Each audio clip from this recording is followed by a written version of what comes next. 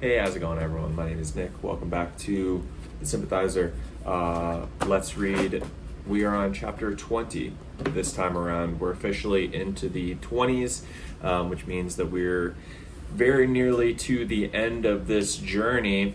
This chapter is really, really dark. I think that it's probably the darkest one that we've gotten so far, at least in terms of the kind of content and the tone. It's just kind of a tough read, to be honest. Probably the least fun I've had reading this book up to this point. There's really not a whole lot of good feelings that go on during this chapter. If anything, it kind of makes you a little bit sad. So we're going to do things the way that we've been doing it for the last 19 episodes. We will do a super bare bones summary of the chapter. We're going to get into a little bit of a play-by-play. And then I'm going to explore an idea that I kind of had while I was reading the chapter and thought was just an interesting thing to kind of discuss and point out. Here is my super bare bones summary. Granted, this one is super bare bones just because of the kind of nature of this chapter. I think that it's pretty easy to just do one kind of sentence on this one. But yeah, here's my bare bones summary for chapter 20 of the Sympathizer.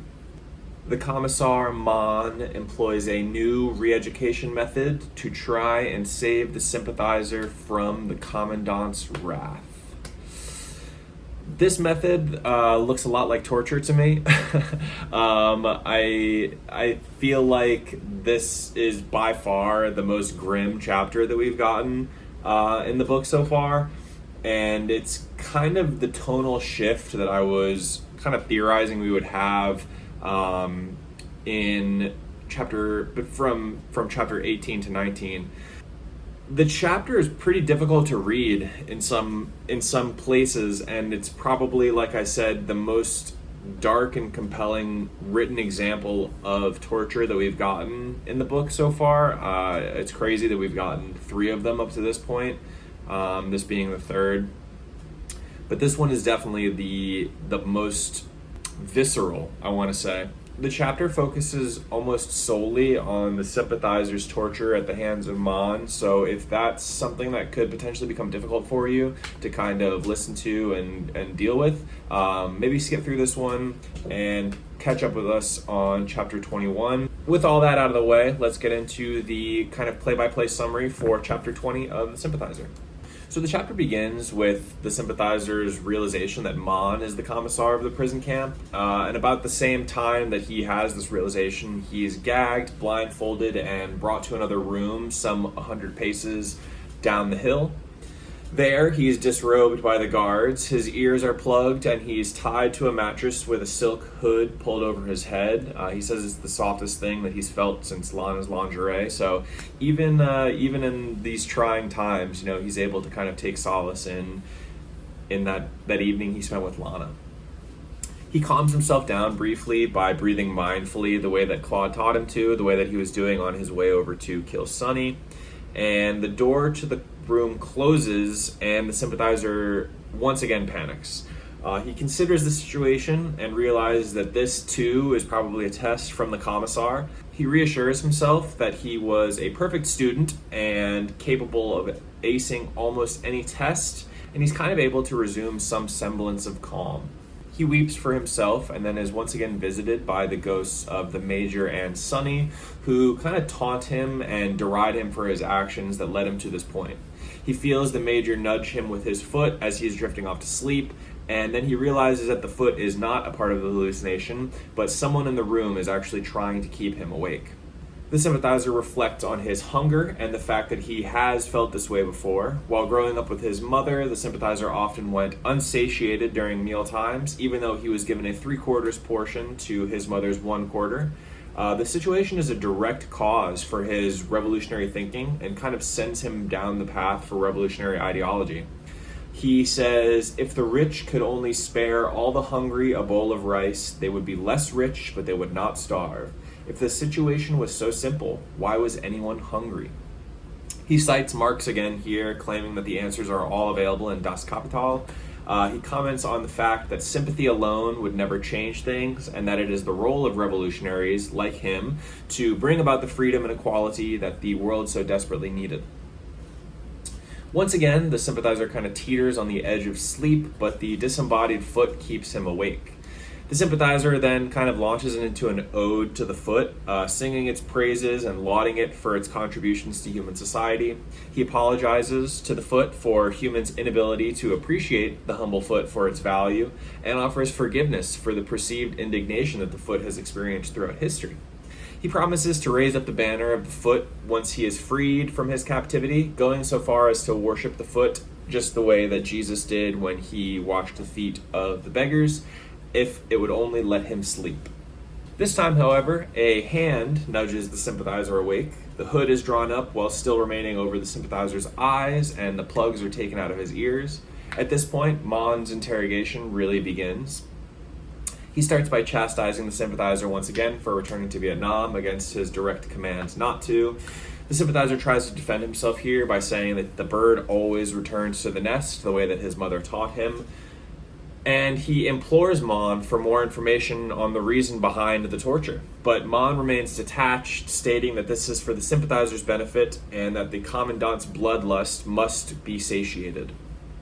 He mentions that the two must continue to play out their roles until the commandant is satisfied. Mon then clearly outlines the reasons for his torture. He says, "The reason you are here in this examination room is for you to remember what you forgot, or at least forgotten to write." Mon and the sympathizer kind of go back and forth about his recollection of events, the written confessions, and the thing that the sympathizer has forgotten to mention. Mon commends the sympathizer on his ability to pass tests, saying that this is just one more test for him to ace, like back in their lycée days. Mon offers the sympathizer a chance to free himself from his bonds by asking him, what is more important than independence and freedom? Now, this is something that we kind of shouted out in the last episode. If you recall from the last one, the banner that hung in Mon's quarters states that nothing is more important than independence and freedom, which is what the sympathizer answers to Mon, but that is unfortunately, for some reason, incorrect. The sympathizer implores Mon to stop, saying that he is his brother, comrade, friend, and Mon agrees to all of this. He stipulates that as all of those things, he warned the sympathizer not to return in as clear a fashion as he possibly could. Mon says that the party is always watching, saying that everyone has someone looking over their shoulder. The sympathizer rebuts by saying that he returned to protect Bowen's life, which does not really convince Mon, as he compares the Blood Brothers to the Three Stooges at this point. Bon has apparently requested death by firing squad a couple of times, and the commandant would have happily obliged him if not for Mon's intervention. Mon reiterates that the only thing standing between the sympathizer and Bowen's death at the hands of the commandant are his status as commissar of the prison camp. Mon has convinced the commandant of the camp that the sympathizer can be re-educated and that the revolution is better off curing him than killing him. The sympathizer, incensed at this point, says that he is a true revolutionary, giving decades of his life to live underground for the revolution. Mon says that he does not need convincing, but the commandant unfortunately does, and he again rustles the sympathizer from a bare instance of sleep. At this point, we get a little bit of a backstory on Mon's physical appearance and the circumstances by which he came to the prison camp. Upon hearing that Bon and he would be brought to the camp, he requested to be transferred to the backwater. He says that his children and wife are disgusted by his disfigurement and that even Bon had not recognized him during the re-education sessions that were held fairly frequently at the meeting hall of the camp. Mon recounts his movements on the final day of the war, holding a bridge against the oncoming revolutionary tanks and being bombarded by napalm from the Republican Air Force in a failed strafing run. If it weren't for his wife finding him later on in a military hospital, he probably would have succumbed to his wounds, but he survived and was incapacitated for months with excruciating burn wounds that still ail him. The sympathizer, once again, says that Mon doesn't have to do this. He responds that this is the only way, though, for the sympathizer to come out of this thing alive. The The sympathizer ventures that there is nothing left for him to confess, but Mon remains unconvinced. He says that because we are imperfect, there is always something more to confess. He even goes as far to say that he and the commandant must criticize themselves to each other to maintain the purity of the operation and the revolution. At this point, the sympathizer kind of implores Mon to inform him what to confess to, and this time Mon fortunately obliges him. He reads from the sympathizer's manuscript directly from the section where they apprehended the communist agent that was attempting to eat the list of names that the sympathizer mentions multiple times throughout the confession. We've also kind of talked about this situation a few times during our recaps. It's something that kind of plagues the sympathizer and something that he has a hard time forgetting about. But in this case, he doesn't really know what else to offer in relation to those events. Mon then ends the session by saying that the pain is returning to him and he must seek his medicine, morphine, for respite. He says that the only thing that has kept him sane since the injury was the thought of the pain that the sympathizer must be experiencing in losing one's country. Now that the sympathizer has returned, though, there is nothing by which he can measure his pain against. Mon rises to leave and says that only through the lack of sleep will the sympathizer understand the horrors of history.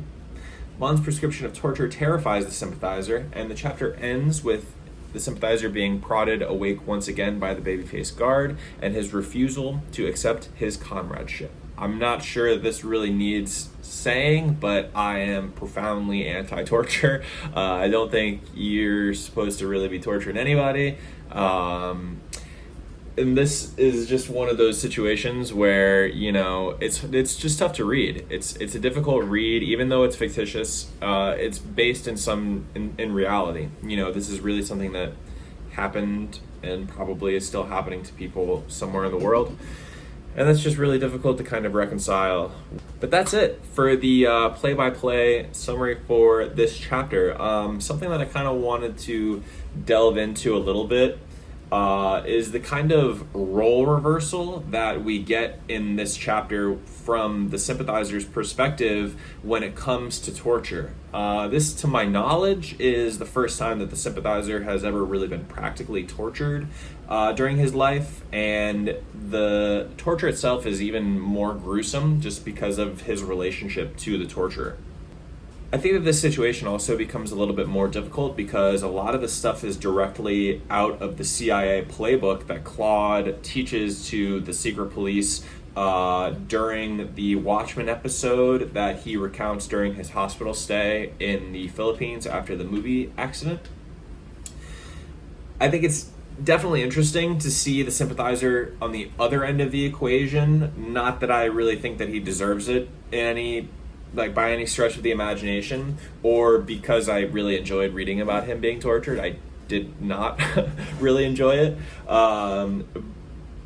But I think, yeah, it's interesting to see him kind of on the receiving end of this when he, not a couple of times, but when he's been on the kind of other end of the equation. I don't really want to go line by line to dissect the kind of torture scenes in like gruesome detail. I don't think that that's gonna be fun for me to do and gonna be fun to like listen to. So we're gonna kind of steer clear of that. But I do want to kind of explore the nature of the scenes and the torture itself that the sympathizer and Mon employ. If you remember, the Watchman was set up in an all-white cell that was kept at a balmy temperature while Hey Good Lookin' played on repeat and the fluorescent lights in the cell remained on at all times.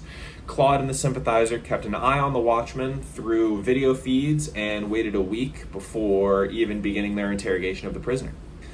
When interrogated, the Watchman was calm, resolute, fearless, unapologetic. You know, he really felt powerful in that situation.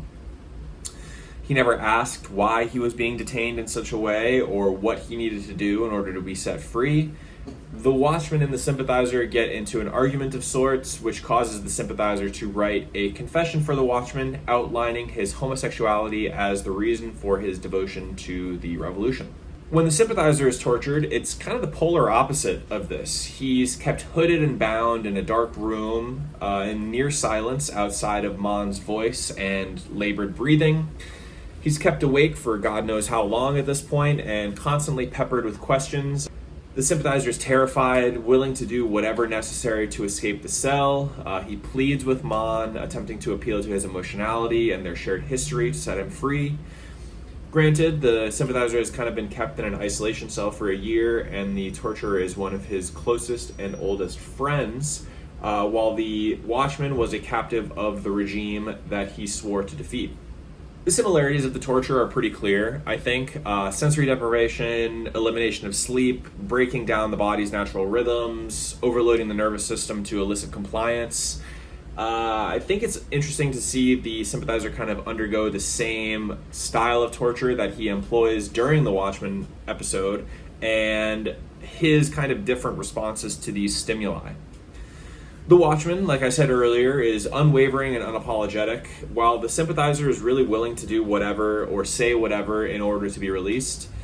Because of the sequence, I wonder how much of an unreliable narrator situation we're dealing with during the Watchmen episode. Was the Sympathizer sugarcoating his responses to the torture in order to paint him in a more positive light to his captors, now that we know that he's kind of writing the confession in order to appeal to the Commandant and the Commissar? Did he intend to show his support for the revolution by lionizing the man who was technically on the same side as him? I'm not sure that we'll ever really have an answer for that question, but I think it's an interesting one to ask regardless. Like I said, I think it should go without saying here, but I'm going to mention it anyway. Again, I am expressly and profoundly anti-torture. I think both situations are terrible. I think that, neither situation is good. Neither situation is fun to read about, really. I just think it's an interesting example of role reversal that, the Sympathizer starts his kind of torture experience, his torture journey on one side of the wall, and now he's kind of dealing with the ramifications of being on the other side of the wall. So I think realistically, that's kind of all I've got for chapter 20. I know I've said it a couple times already. This chapter was really not fun to read. I think that it was, the kind of dark tonal shift, like I said in the beginning, the dark tonal shift that I was expecting kind of in chapter 18, the transition from 18 to 19, we're getting it in a way that I wasn't necessarily expecting. I wasn't expecting the Sympathizer to be kind of tortured in this manner, to really experience these kinds of things, to really read about this kind of stuff. I think that the kind of rose-tinted glasses of the past with the Sympathizer kind of shedding a lot of the gory details of his torture of the Watchmen, as well as the kind of silliness almost in the torture scene during the Hamlet filming, juxtaposing that scene with this chapter, I feel like you really get an interesting look at the kind of different way that the Sympathizer interacts with torture. But like I said, I think that that's pretty much all I've got for this chapter. Let me know if I missed anything, please. I read it a couple times because of the book club, needing to write the notes and all that kind of stuff. I did not enjoy it more the second time. I'm excited to be done with this chapter, move on from it and get into some newer, more different stuff, just because of how kind of dark and unfortunate this whole chapter was. If I missed anything, please give me a shout. Thank you for sticking around for the end. Sorry that we had to kind of talk about torture for 25 minutes. If if things are gonna get better, it's only up from here, right? There's only one way we can go, and that's up, because I'm pretty sure that next chapter is not going to be exclusively devoted to torture scene, so it's only up from here. Let me know if I missed something from this chapter. I'll be happy to shout it out in the next one. Let me know what you thought about this chapter. thank you again for sticking around to the end, and I look forward to catching you on the next one.